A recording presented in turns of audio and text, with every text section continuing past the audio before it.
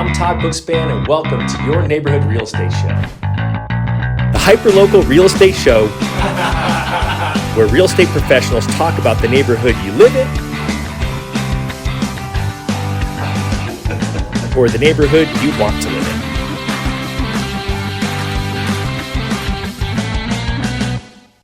This episode is brought to you by homebuyeruniversity.net, your free comprehensive guide to buying or refinancing your home. Click over to homebuyeruniversity.net to get started online today.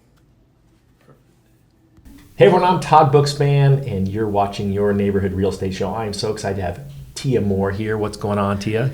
Everything. It's Friday. It's been a very busy week, so I'm excited. I'm excited to be here. Tia has Wingspan across the valley, so it's really hard to be hyper local in your neighborhood when you have Wingspan across the valley. But before we talk about why, talk real quick about how you got into real estate, because you have a unique journey. I do. So what interested me in real estate was making some bad choices on my own without working with real estate agents in the past. And then, I worked in mortgage servicing for 11 years. Yeah, that's super boring. Sorry. It wasn't boring during the time I worked in there. Yeah, that's true. It was a lot of stress, if nothing else, because a lot of it was during the foreclosure crisis. Yeah, so so I wasn't on the phones. I did a lot of traveling. I had teams all across the U.S. and in Puerto Rico. So we did a lot of stuff in general, but we did a lot of our clients, our teams did events with people face to face. So we would talk to people face to face. That's great. That's great. So anyway, you know that part of the biz, and then you decide to buy a house on your own without. Way before that, even I purchased the house at the peak of the market, like in 2006. It seemed like a good idea. And it was a good idea. The execution was poor because I didn't think things through, and then I thought I could do it on my own because Google was the best thing ever, and I could get all the information from here. Why do I need to consult with anybody else to confuse me and try to talk me into something else that I don't want to do, which is complete opposite of what happens when you work with somebody that's, great and selfless and does all the things that, put their interests behind yours. I love that you're willing to share your own mistakes and take that and help other people have a better experience. That's my goal. I mean, I like people. I like relationships. So it's funny. I was just telling somebody, I said, we just put a place on the market today.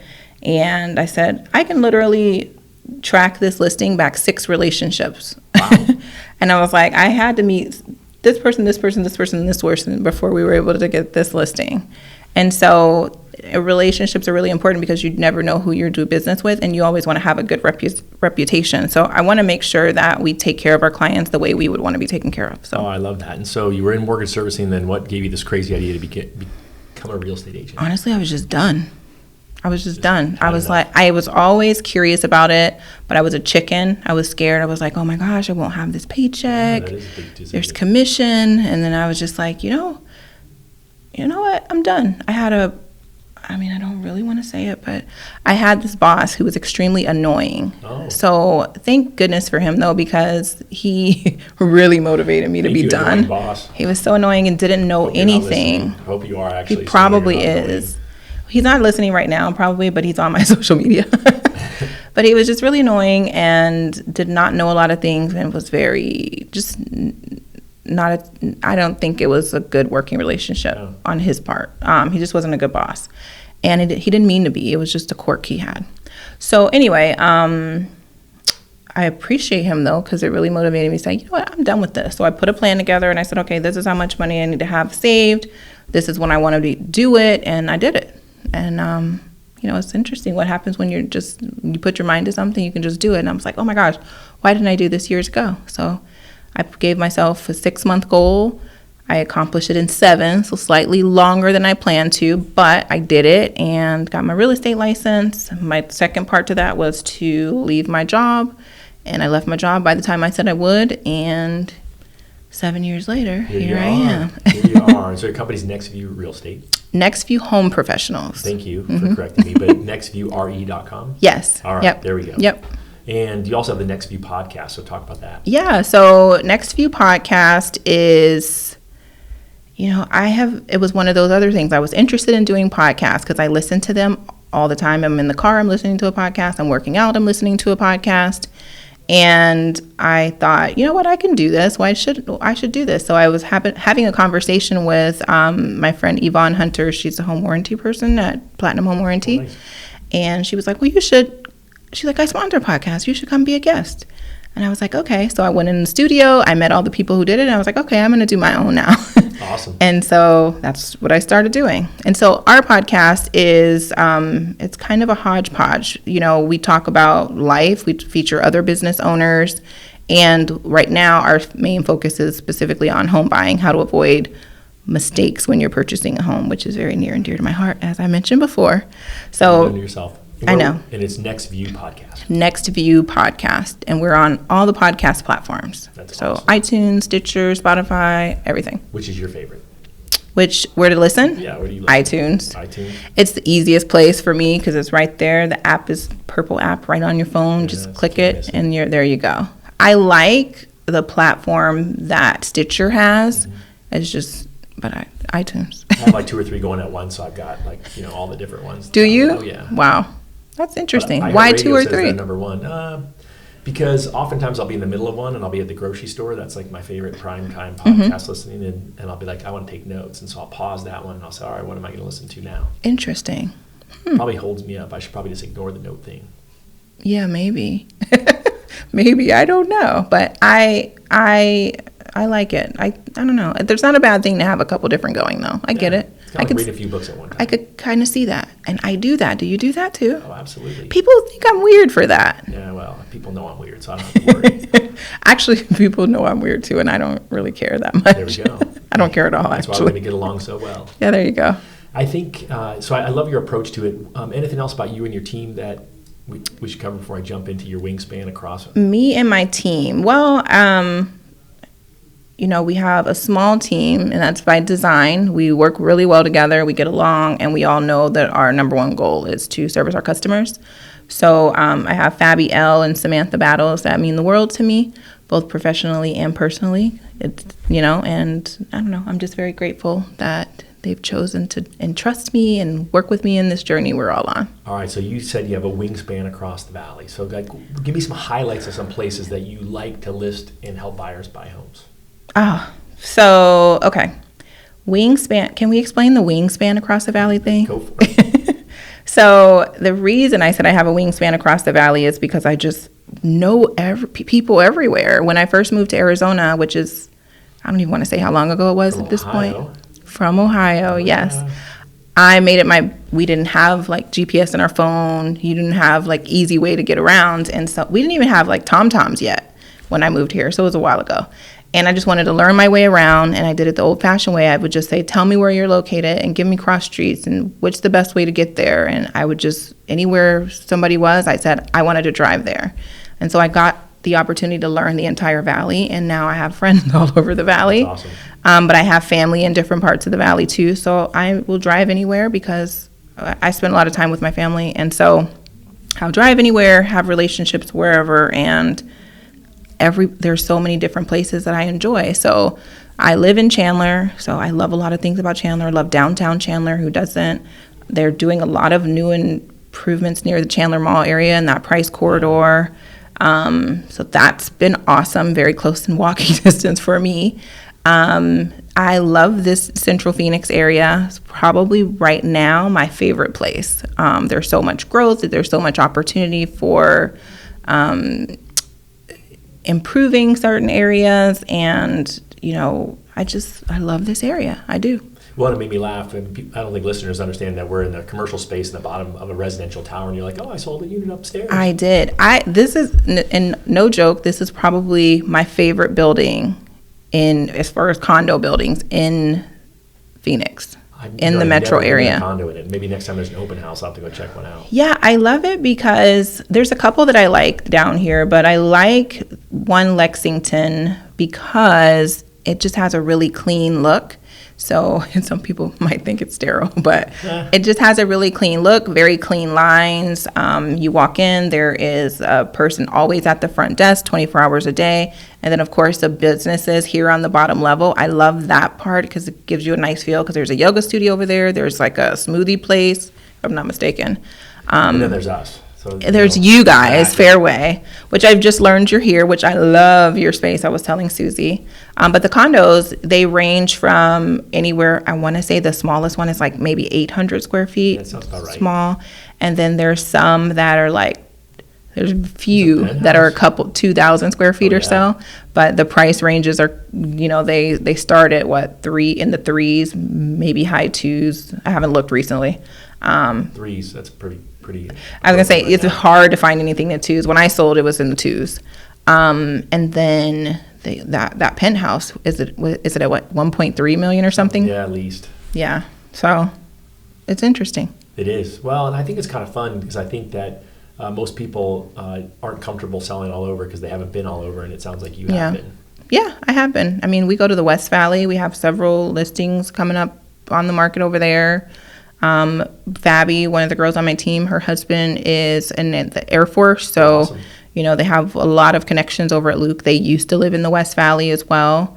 We have Samantha who's out in Queen Creek, so we all know and we don't mind going anywhere. But like I said before, I think while I don't have a favorite right now at the moment, Central Phoenix is it. Mm-hmm. Yeah. There's just a lot going on, right? Park Central Mall being remodeled across the street. They're building big there. Couple light rail stops away from downtown. That is really nice. Yeah. And you get festivals. Like I'm going to the vegan food festival in a couple days. I'm not vegan, but one day if I could ever. But I do cook a lot of vegan meals, which is interesting. But so I'm going to that festival. But I just like going to and meeting people and going to different places. I'm catching that part. And I also like Taco Guild, which is not that far from here, which I walk. didn't list on my paper, but I really do Guild like Taco Guild. I keep forgetting about them. The best corn tacos or tortillas. Yeah, they are pretty good. Mm-hmm. We're overdue, our team, for a team lunch over there. And then there's what is the place? Ocotillo down the street. You been there? No, it's wait. Really just straight down Lexington. Right No. Third. Oh yeah. No. Really good. Great outdoor space. You know what? It's actually very possible I've been there. I'm also really bad at the names of things, songs, but I can listen to a song and I will know the lyrics if just from one listen, but I cannot remember the name of it. It's weird. That resembles my life. Someone was asking me about someone today, and I'm like, I cannot remember their name, but then, that's just how life is. I know. It's strange, but yeah. All right, so the market's crazy right now. It is. Right, so you got a buyer, they come to you, and they're thinking about buying a house. How are you preparing them for the fact that there's not a lot of inventory and how stuff is selling with multiple offers? Great question. So the first thing we do with any buyer that we work with, we bring them in for a buyer consultation so that we can... In person? In person. So you're not meeting them in front of the house and talking over the hood of your car? We do not. I love that, by the way. I just think we are professionals, and so the first impression you want to give somebody is a professional one, and you also want to give them the attention that they deserve. And if I meet them at a house and their first thing is, okay, we want to see the house, they didn't gain any knowledge from me just showing them that property. And so we do the buyer consultation and we explain to them what to expect in the home buying process. We explain to them the benefits of being pre-qualified if they're not already pre-qualified. And then we understand what their expectations are, and then also explain what's happening in the real estate market today and what to expect. By the time they actually see their first home, they have a very clear understanding of what's going to happen. So they have a lot of confidence that even if the first home they see they want to make a contract on, they're going to know exactly what to expect, which happens for us a lot of the times. We usually show, between 1 and 5, really? And yeah. That's awesome. But when a person is confident about what they're doing and they understand exactly what to look for, what to expect, they're going to be able to make a decision and feel comfortable making a quick decision. If you ask the right questions, you're only going to show them houses that fit their criteria. Correct. Every once in a while someone says, I've looked at 80 houses, and I always wonder, is that because you're picky or is that because your real estate agent's not listening to you? That's a good question, too, because I worked with a lady that told me she looked at 90 houses before I spoke to her, and she was not joking. What she did was she was not working with a realtor. She was going into only open door and offer pad houses, and she was looking at all of them, and she wasn't understanding why she wasn't finding what she was looking. And I said, well, you are only looking at like a small part of the market. There's a lot of homes. And so we sat down. I found an understanding of what exactly it is she was looking for. She'd already said what she didn't want because she's been in so many homes. and we found her a house in like 2 days. Wow. Yeah, she was ready to go. I think I love hearing stories like that, because I think stories help people understand what it is that they're going to get into. And I think that oftentimes, especially with such a big purchase, that, slowing down and taking the time to have a meeting ahead of time, I think can just save so much headache. Yeah. I mean, we even had, because think about this. Some people are making offers on houses and they're not appraising. Our clients are not experiencing that situation because they understand exactly what to expect. They understand how to look at comparable reports that will help them understand and will prepare for them. And so, like I said, our clients they're having a great experience. They're not walking away sad. They're not walking away mad after they've spent money on inspections and appraisals only for a home not to appraise. And so I'm really thankful for that, because that is one that says we're doing a good job. We're being professionals. And 3, because they've had such a great experience, they're going to recommend us to their friends and their family because. Exactly. Yeah. That's why you have 6 people deep for your listing. Yes. There was another thing I was going to tell you. We even had recently, a woman looking for a home. She was looking for up to $240 was her budget, and that's a tough price range, right? It's a tough price range, and we actually had a client in our database that was planning on listing, but she wasn't going to list until May. Then her house was a perfect fit it was a townhouse. It was a perfect fit for exactly what this client was looking for. And I said, hey, would you be interested in showing somebody your house if they were interested in buying it now and, or going under contract now and then you close in May?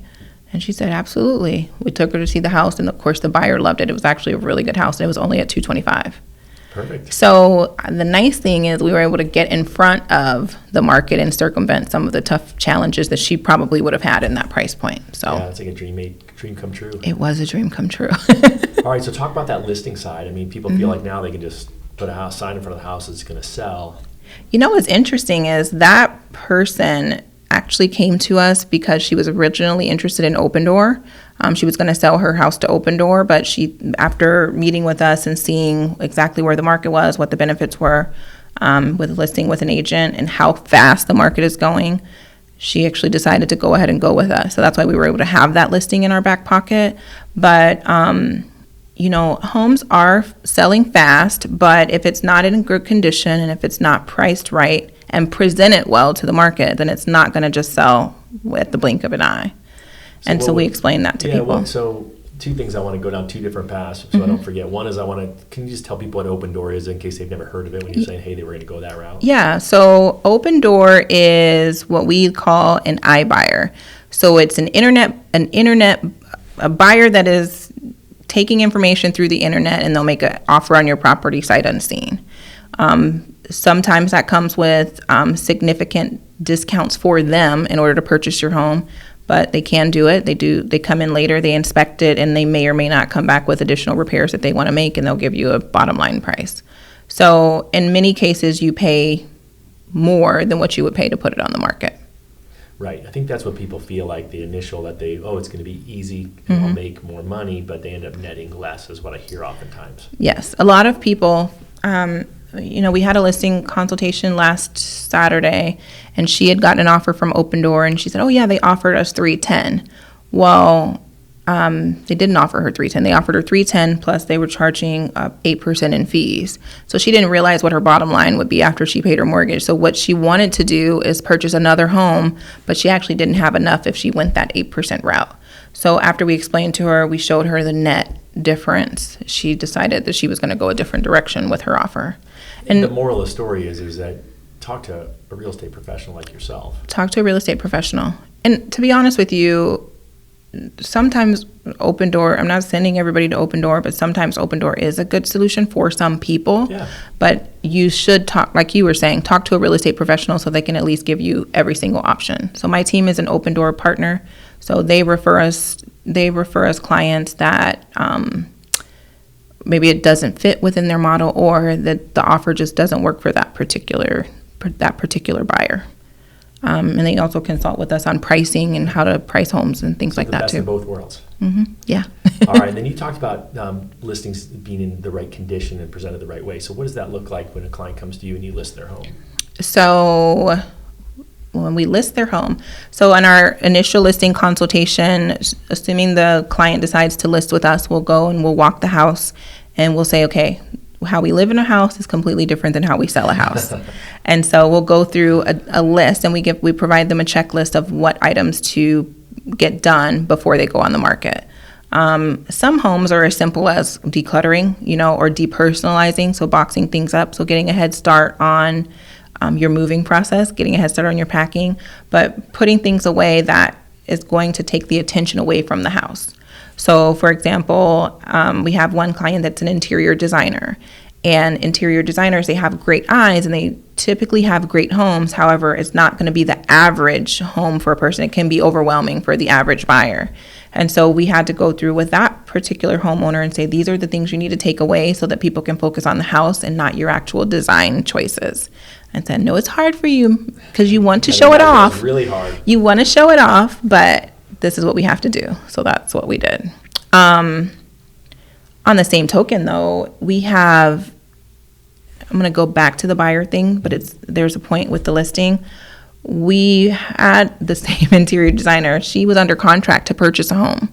The house was overpriced for the market, but it had good bones. My client saw the vision in the home, so she was willing to purchase the house, and the seller agreed to accept her terms.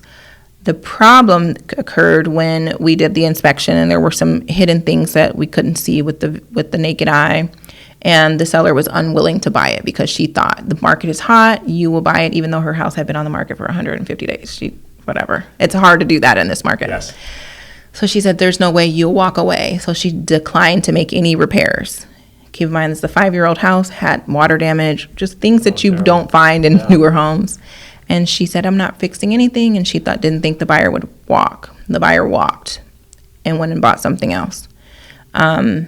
Because that seller was under the impression that the market was just so hot and her house was so undervalued, she thought, that you're going to move forward. You won't have any other choice.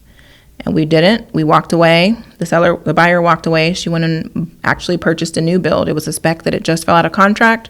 She purchased it, and we're closing on that in a couple weeks. It's a cash buy. And so, after we were under contract, we worked really hard to try to get the seller to reconsider, but she said she would move back into it. Well, after we've canceled it and we've moved on, now she's saying that she would like to work with us again. But it's too late now. We've moved on. Yeah, I think it's so hard. I think that everyone thinks their house is worth more often. I shouldn't say everyone. Oftentimes people feel their house is worth more than it's worth. And yes. I know that's got to be one of the more difficult conversations that you have. It is. It's a difficult conversation, and a lot of times we'll ask people how much they think the house is worth and why, and to explain why. And then, then what we'll do is we'll show them comparable sales and help them understand what happens in the market. And most people are okay to say, you know what, I didn't know that, or this house sold at this time, 4 years ago, and, explain to them how comparable sales work, how appraisals work, and they're usually okay with it. You will get some that won't understand that, and a lot of times those are not the clients for us. We're not supposed to work with 100% of people we speak to. Well, I think it's hard. I mean, oftentimes I find that if someone's competing for a listing, they'll say, I picked this realtor because they said I could get this for my house, and it was above market, and then sure enough, that agent strategy was, I'll get the listing and then I'll just discount it till it gets sold, which would be frustrating to me if I was a real estate agent, it'd be frustrating to me as the seller versus someone who just took the time, got me real comparable sales and said, here's what I think your house will sell for and why. Absolutely. I actually have a lady that's, that I'm aware of right now. She decided that she decided to choose a different realtor to work with, which is okay.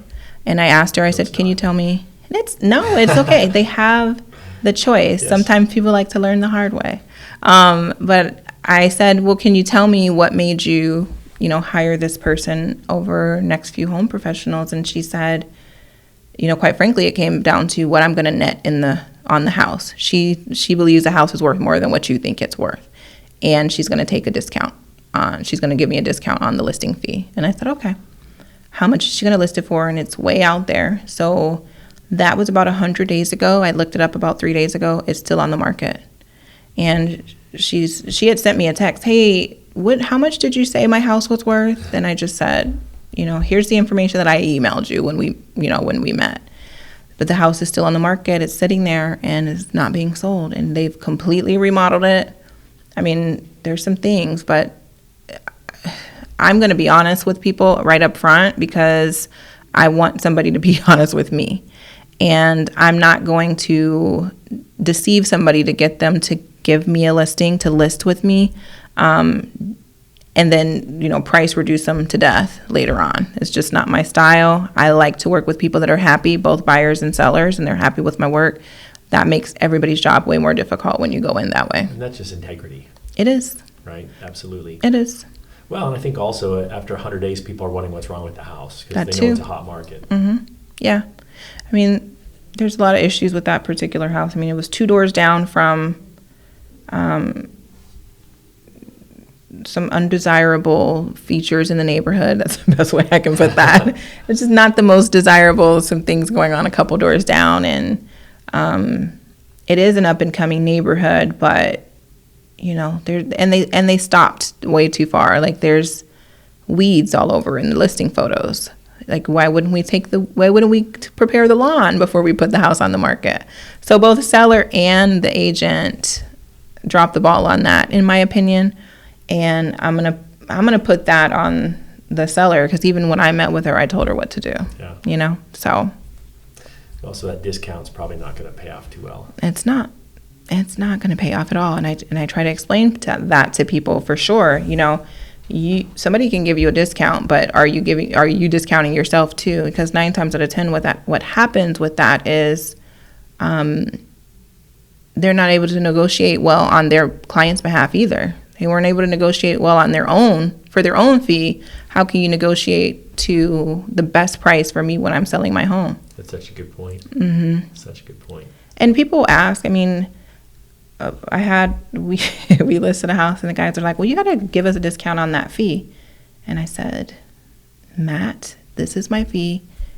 You are going to want to pay me more after we get done with this. He goes, I don't know. And I said, guarantee it. You want to bet? And he was like, you know what? You're right. I almost would pay you more after all things were all said and done. He's like, I almost would pay you more, but I like my money too much. And this is what you agreed to. Well, but that's great though. I mean, that speaks highly of you and the service that you're providing. Yeah, it does.